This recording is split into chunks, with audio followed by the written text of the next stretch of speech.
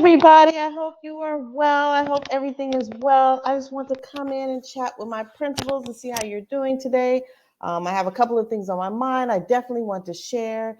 And it's always good to kind of check in. So hopefully I'll continue this weekly and we'll do it for like 6 weeks to see how it goes. Just quick 20-minute chats to talk to my community just to see how you guys are doing in the field. So it is that time. It is that October blues time. So if your teachers are feeling overwhelmed, it's normal. And just think, what are you doing as leaders to really prepare them for this time? And how are you celebrating them and keeping them in the loop with what's going on at the school and just making sure you praise them often? They are definitely worth it and we need them. So I just want to come and share a little bit about technology. So we know that technology is really changing how we do things.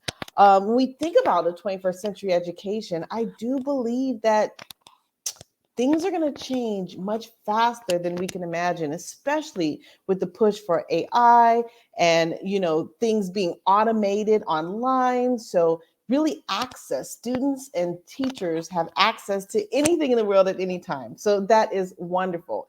But what I really want to share is how we can empower students with our transferable skills that can continuously hold up in a rapid changing world.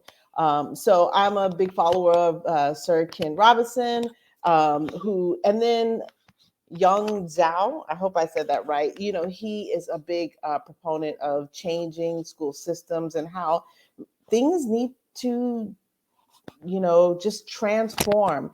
We have not yet embraced it in schools, but we are working towards embracing it. So some of the things that really came up that I really wanted to discuss are, let me see if I can change the slides, okay? It's just the idea of changing in the rapid changing world. And so this quote was by Yao, which talked about national standards and national curriculum enforce high stakes can do best at what is prescribed. So we're thinking about if we continue to test to the standards, we're really not preparing our students for their world, their generation that they're living in. Okay. And so, in just thinking about today's society, how innovation and creativity is needed, but yet it's undiscovered by a lot of our students. We have yet to tap into their voice and to really support them in that trajectory.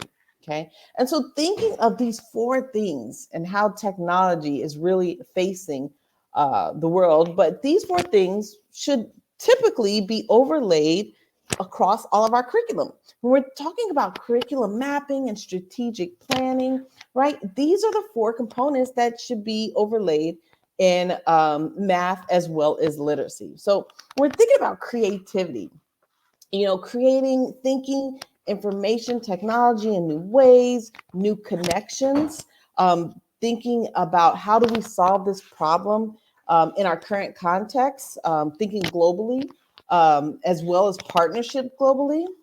We also think about critical thinking and what that means, right? Inviting students to contribute.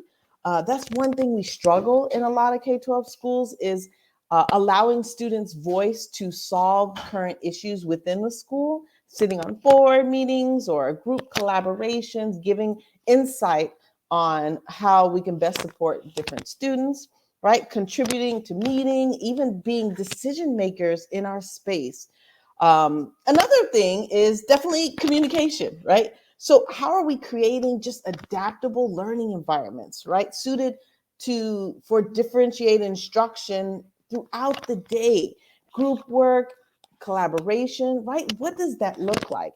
And in my mind, I really truly envision a student coming to class per se, or coming to school with a digitized agenda, right? Identifying here are the pieces that I need to accomplish in order for my goal to be accomplished for today, right? In order for me to finish the day.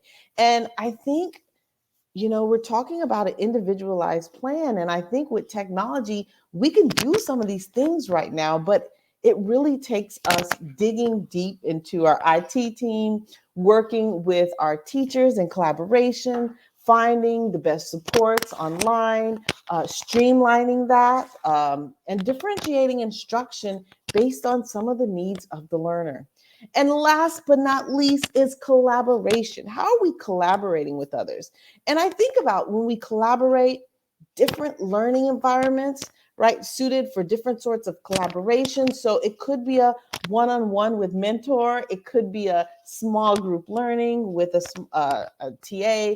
It could be large group, but large group meaning 15 students or less, right? We know students, the teacher-student ratio is so important, right? And so I think we're at a place now where education can embrace these changes and really find ways to do away with age group collaboration and find ways to really connect globally with other people around the world, and bring them in our classroom as far as speaking, and really have different lenses on life through different perspectives. So that is my little 5 minute idea, thought, tribute. But if you have any ideas or any topics that you want me to address, or you want me to research, or you want me to look up, feel free, reach out to me. You can DM me. As you know, I support teachers in the classroom with ongoing professional development. But one thing I love to do is kind of just redesign schools, redesign education, and redesign learning. All right, talk to you later. Bye.